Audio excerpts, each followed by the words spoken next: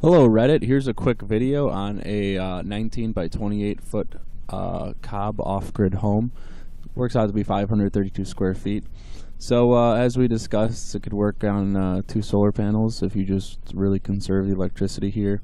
This is a gutter for rainwater collection. It would have a living roof, so this is like maybe like 1 or 2 inches of soil, and then there's a pond liner underneath that, and then you have your plywood here, and then this is your A-frame that rests on the cob. The cob is load bearing to a certain extent, and it also can it doesn't necessarily need a foundation because it has such a wide area of for compressive strength, so it shouldn't really need a foundation. If you made a foundation, it would last longer.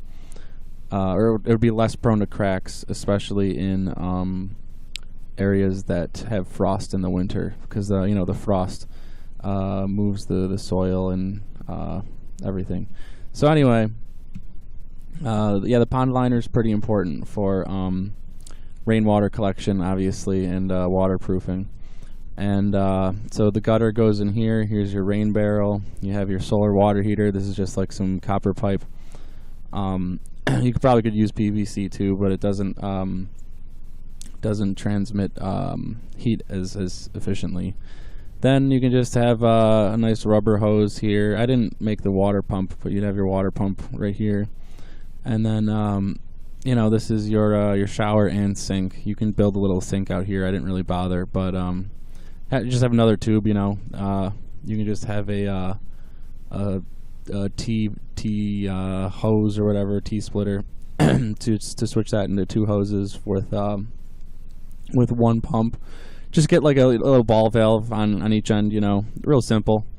This is your wood stove here. There's things called rocket stoves that are much more efficient, and you can actually turn a bed or a couch into part of your wood stove, and the exhaust will actually run through the bed or under the bed and through the couch, and it heats up the cob that the bed is made out of and or couch is made out of, and your bed will remain a nice comfortable, say 80 to 100 degrees,